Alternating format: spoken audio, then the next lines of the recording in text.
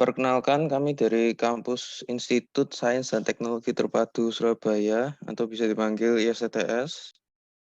Pada hari ini kami mau mempresentasikan makalah dengan topik Pancasila sebagai sistem etika.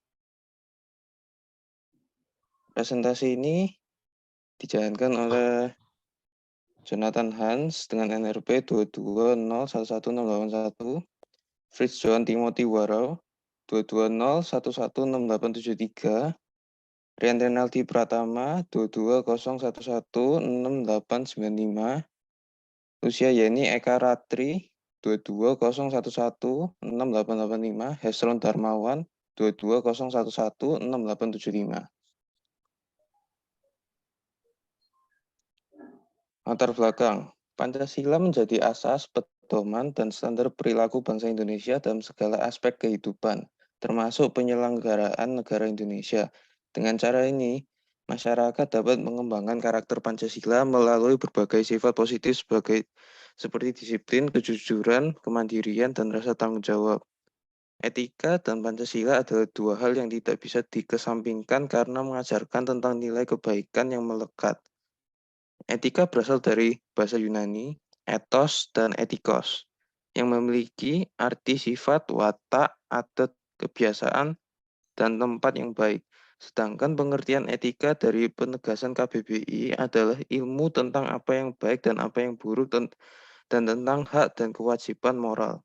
Sementara pengertian etika secara etimologis dari kata etikos memiliki arti susila, keadaban, atau kelakuan dan perbuatan yang baik. Untuk kata etika dibedakan dengan kata etik dan etiket. Pengertian etika secara etimologi dan dari kata etik memiliki arti kumpulan asas atau nilai yang berkenan dengan akhlak atau nilai mengenai benar dan salah yang dianut suatu golongan atau masyarakat. Rumusan masalah yang dimiliki oleh topik ini adalah apakah Pancasila dan sistem etika berhubungan? Apakah Pancasila sebagai sistem etika? Apakah Pancasila sebagai sistem etika politik? Bagaimana implementasi dan pelaksanaan dari Pancasila sebagai sistem etika? Tujuan dari makalah ini adalah Pancasila sebagai sistem etika, kepentingan Pancasila sebagai sistem etika, mengerti tentang implementasi Pancasila sebagai sistem etika.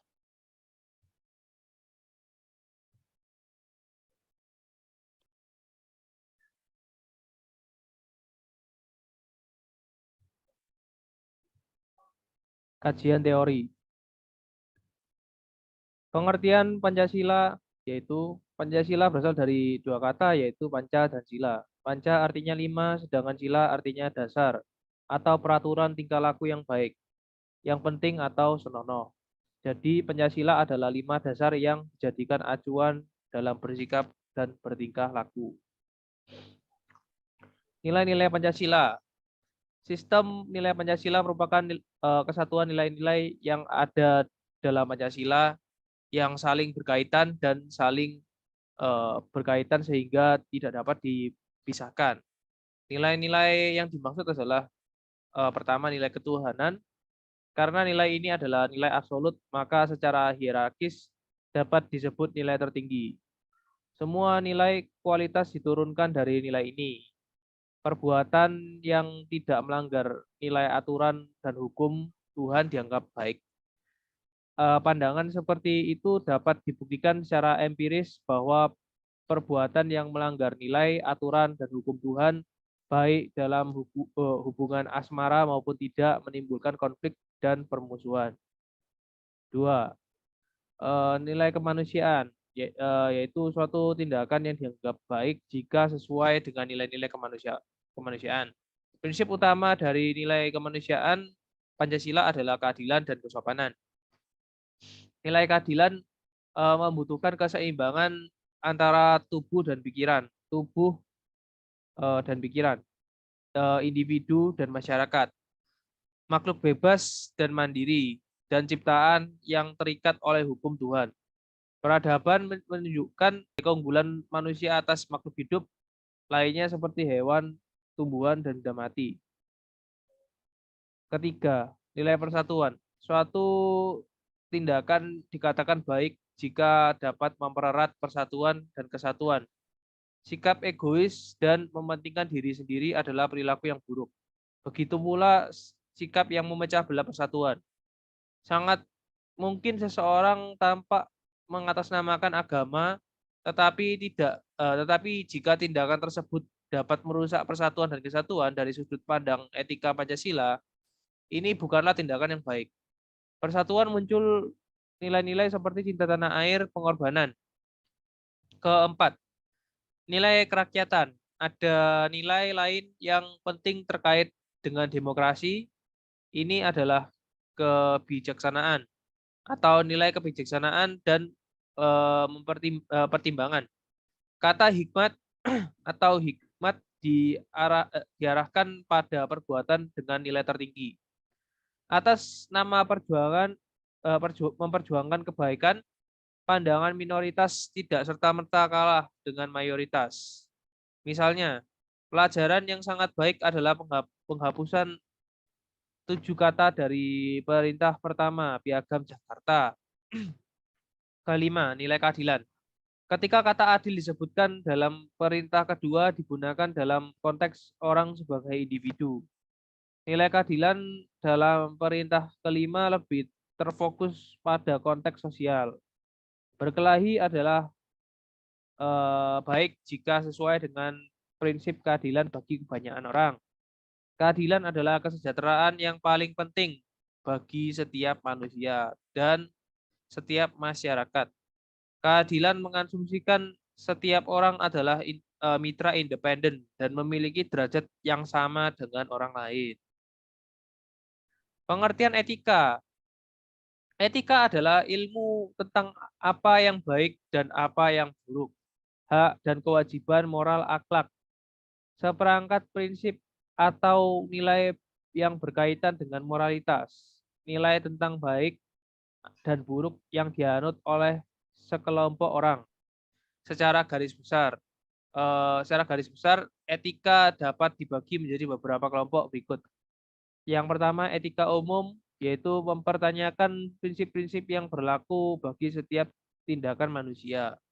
Yang kedua, etika khusus, membahas prinsip-prinsip tersebut di atas dalam hubungannya dengan berbagai aspek kehidupan manusia, baik sebagai individu, yaitu etika individual maupun makhluk sosial, yaitu etika sosial. Pengertian etika politik. Etika berhubungan dengan norma moral, yaitu norma untuk mengukur benar atau salahnya tindakan dari seseorang. Etika politik dengan demikian mempersoalkan tanggung jawab dan kewajiban manusia sebagai manusia dan warga negara terhadap negara, hukum yang berlaku dan sebagainya. Fungsi etika politik dalam masyarakat terbatas pada penyediaan alat teoritis untuk mempertanyakan dan menjelaskan kebenaran politik secara bertanggung jawab. Oleh karena itu cukup objektif dan argumentatif daripada berdasarkan perasaan, prasangka atau a priori. Etika politik tidak secara langsung mengintervensi politik yang sebenarnya. Adalah tugas etika politik untuk mendukung diskusi objektif tentang isu-isu ideologis. Metode penelitian. Metode analisis. Hasil penelitian ini berasal dari studi kepustakaan dengan cara mengumpulkan data informasi yang sesuai atau relevan dengan topik yang menjadi objek penelitian atau kajian.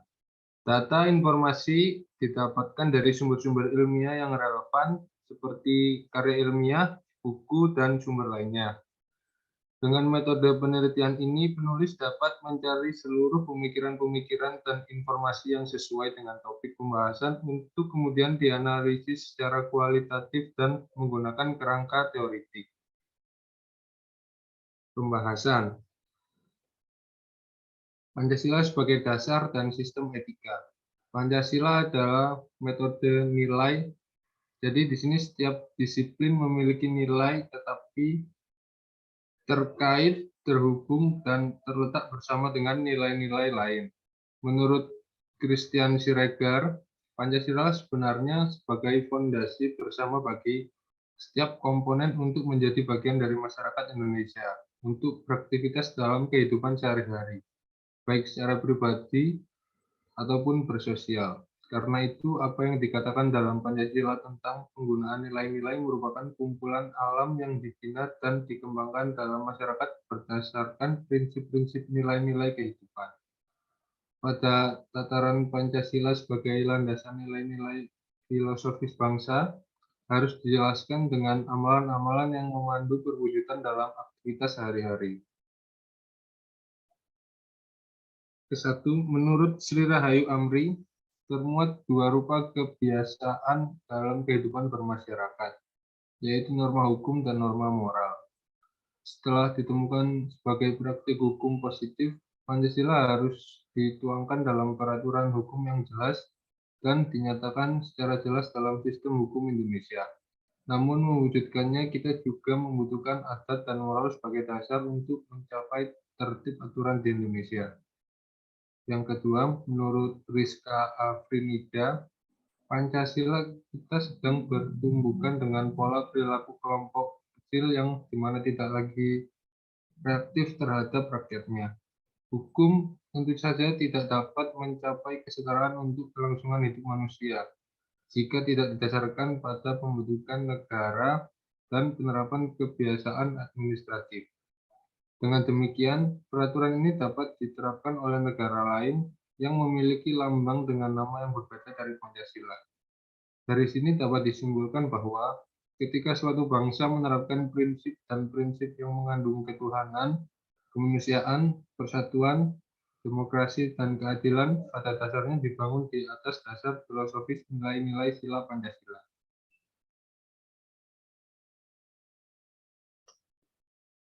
Tujuan etika dalam kehidupan berbangsa, bernegara, dan bermasyarakat.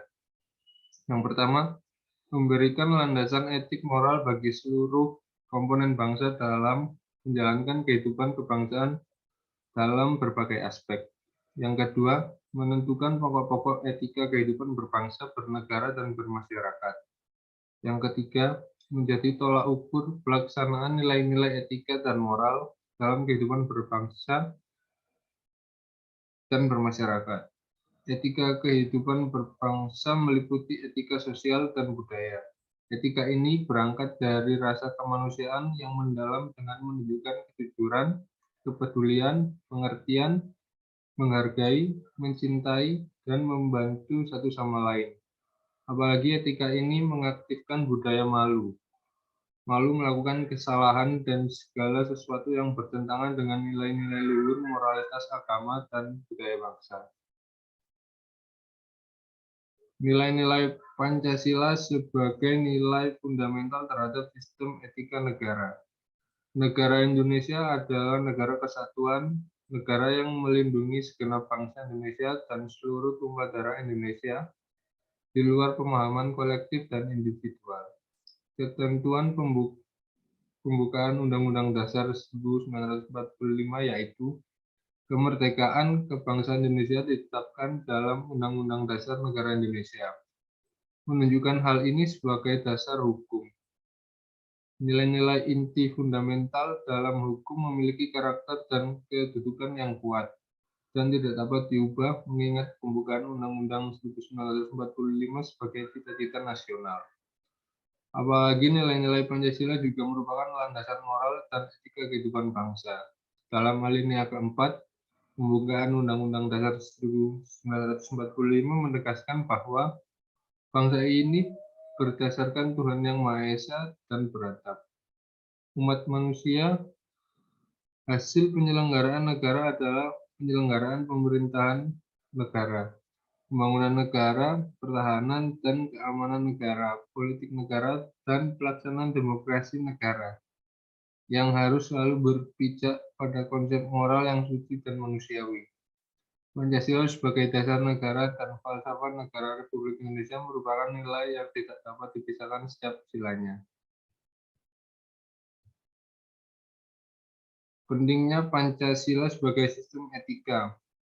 Menurut Regina Audrey, karakter nilai sila Pancasila hendak terintegrasi menjadi guiding principle atau kaidah penuntun bagi generasi muda dalam menghamparkan jiwa kepandaiannya. Jika Pancasila dianggap sebagai institusi etis, maka permasalahan yang muncul bagi bangsa Indonesia adalah banyak permasalahan penggelapan yang melanda negara dan melemahkan sendi-sendi kehidupan bangsa. Kedua, masih ada pelaku aksi terorisme yang menggunakan simbol kepercayaan untuk menentukan semangat toleransi dalam kehidupan kelompok budaya antaragama, mengancam disintegrasi dan persatuan bangsa. Ketiga, masih banyak pelanggaran HAM dalam kehidupan masyarakat. Keempat, kesenjangan kelompok sosial antara kaya dan miskin masih membentuk kehidupan warga negara Indonesia dalam belum merata. Kelima, penyimpangan aturan yang masih muncul dalam proses peradilan di Indonesia. Masih ada hukum yang tidak seimbang, dan terkadang kita melihat status dan disparitas antar si kaya dan si miskin. Ini Pancasila adalah arah atau prinsip utama bagi warga negara untuk bertindak secara harmonis dan menggunakan nilai-nilai Pancasila. Sehingga di atas adalah peran Pancasila dan posisi Pancasila sebagai sistem etika. Dapat disimpulkan bahwa itu menunjukkan pentingnya etika Pancasila ini berorientasi pada nilai-nilai moral yang digunakan dalam kehidupan sehari-hari dan karenanya sangat diharapkan dalam kehidupan bermasyarakat, berbangsa, dan bernegara.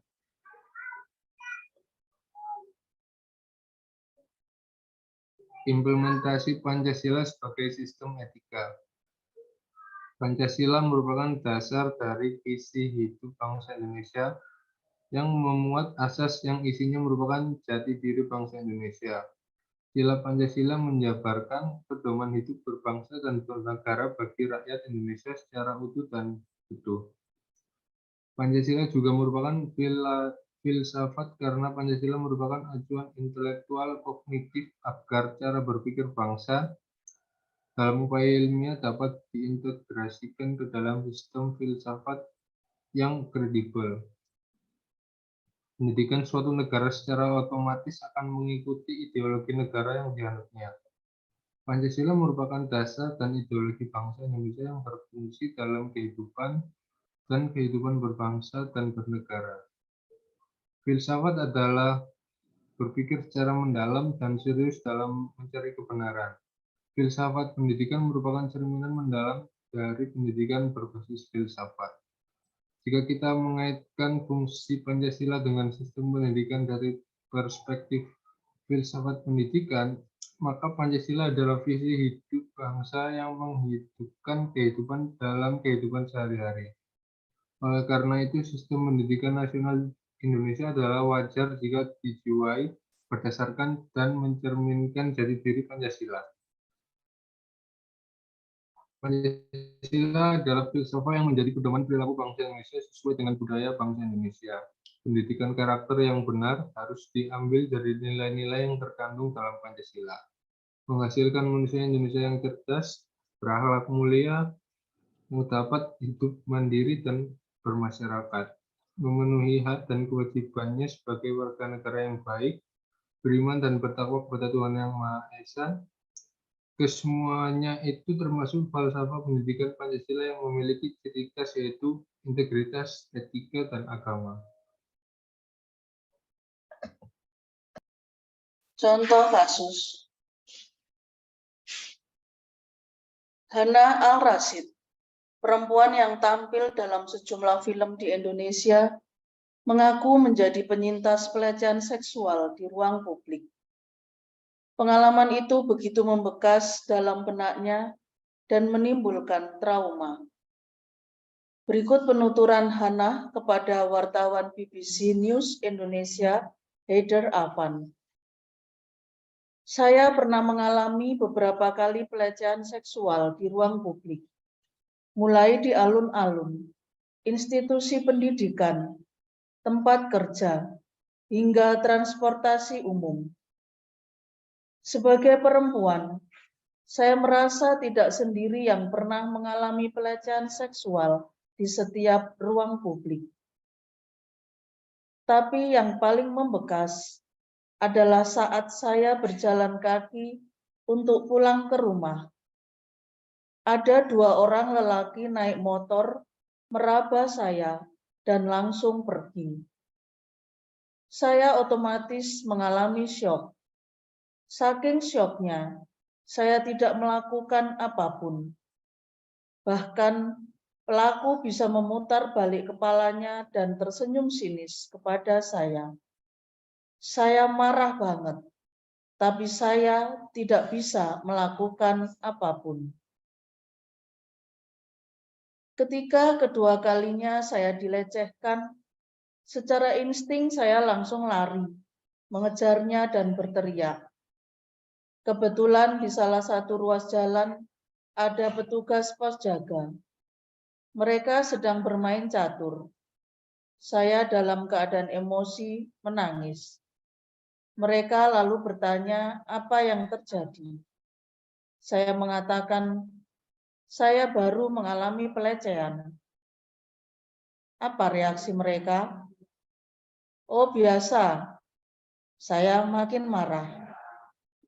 Ketika melihat perempuan dalam kondisi emosi dan menangis karena dilecehkan secara seksual, mereka tidak melakukan bantuan apapun.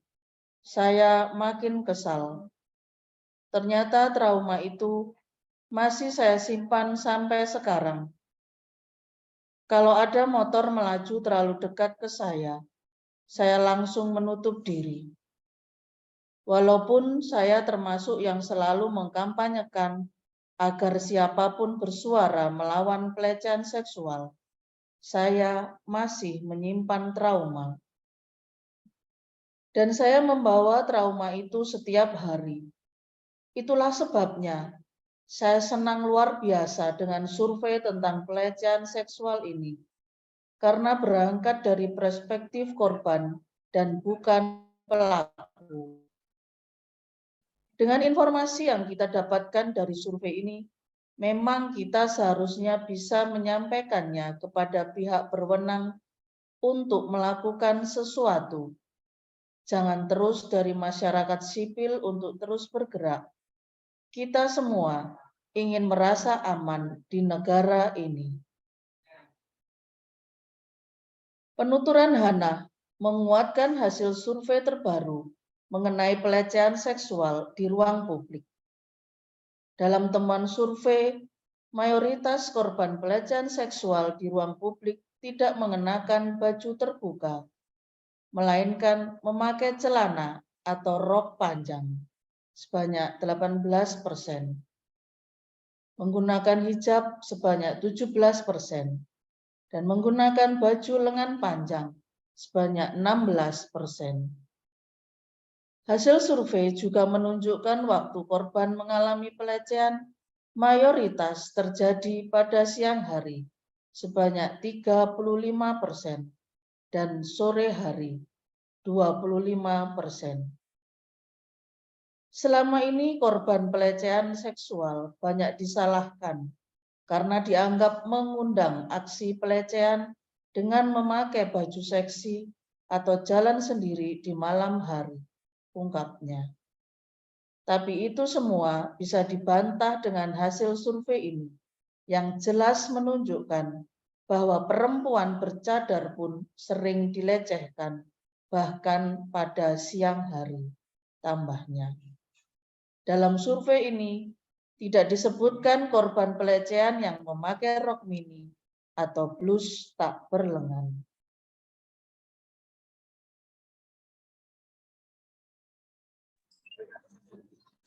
Temuan ini menurut pendiri organisasi perempuan Rika Rosvianti sekaligus membuktikan bahwa pelecehan seksual murni terjadi karena niat pelaku.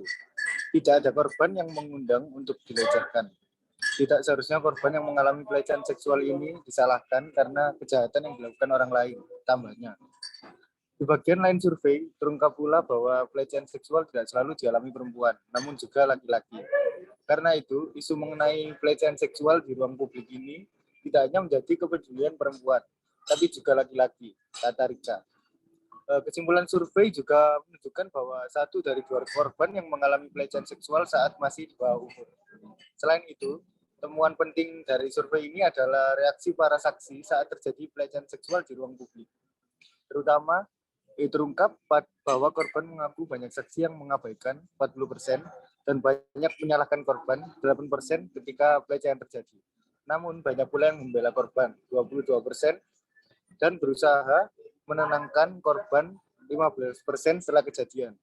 Dan sebanyak 92% korban mengaku merasa terbantu setelah dibela, ungkap survei tersebut.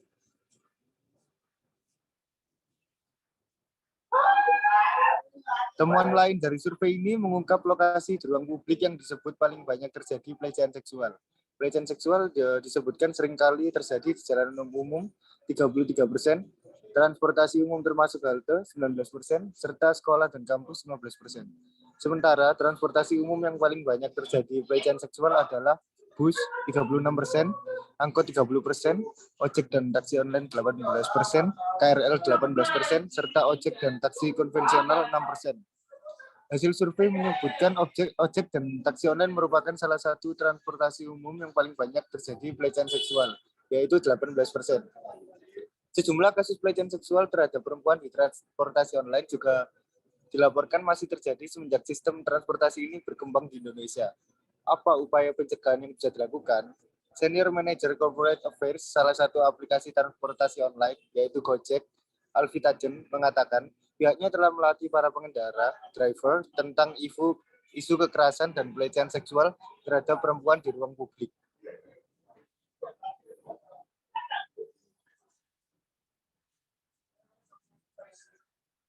Tindakan pelecehan tersebut sebagai dampak dari masyarakat yang kurang memahami nilai-nilai Pancasila. Sila pertama, ketuhanan yang Maha Esa, sudah jelaskan bahwa manusia sebagai makhluk Tuhan harus menghormati manusia lainnya, tidak boleh semena-mena dengan orang lain. Jika kita sekedar melampiaskan seksual seenaknya sendiri, apa bedanya dengan hewan? Sila kedua, kemanusiaan yang adil dan beradab, di mana di sila ini menjelaskan mengakui persamaan derajat, persamaan hak, dan persamaan kewajiban antara sesama manusia, saling mencintai sesama manusia, mengembangkan sikap tegang rasa, tidak semena-mena terhadap orang lain, menjunjung tinggi nilai kemanusiaan, gemar melakukan kegiatan kemanusiaan, berani membela kebenaran dan keadilan. Sila ketiga, Persatuan Indonesia, kesatuan dan persatuan rakyat Indonesia untuk membina rasa nasionalisme dan mengutamakan persatuan seluruh Indonesia. Menghargai agama, suku, budaya, dan ras, juga rela berkorban untuk negara dan bangsa.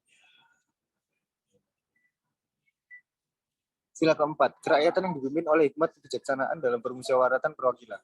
Seluruh warga negara Indonesia memiliki kedudukan, hak, dan kewajiban yang sama. Kita sebagai warga negara Indonesia memiliki kedudukan, hak, dan kewajiban yang sama. Tidak ada seorang pun yang pantas untuk dilecehkan, bahkan dilanggar haknya untuk mendapatkan kehidupan seksual yang layak. Sila kelima, keadilan sosial bagi seluruh rakyat Indonesia. Keadilan yang dimaksudkan ialah semangat keadilan sosial, bukan keadilan yang berpusat pada semangat individu.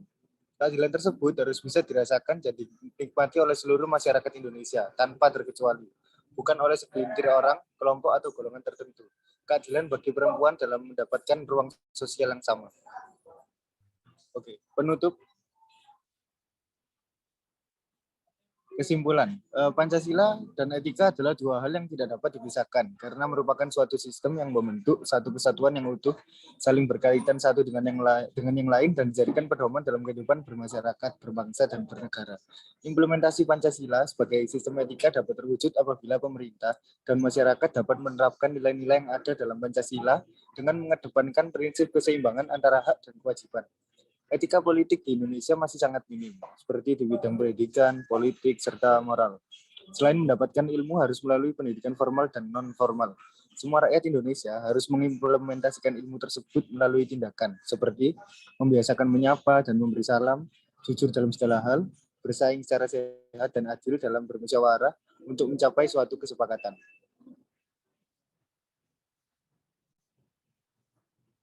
Saran.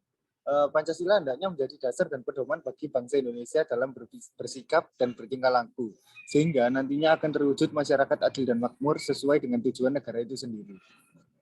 pada setiap sendi-sendi kehidupan masyarakat harus senantiasa menerapkan nilai-nilai Pancasila baik dalam kehidupan sehari-hari maupun dalam kehidupan berbangsa dan bernegara, sehingga terwujud perilaku etika yang menjunjung tinggi nilai moralitas sebagai perwujudan dari ciri dan kepribadian dari bangsa Indonesia. Baik, sekian presentasi dari kelompok kami. Terima kasih.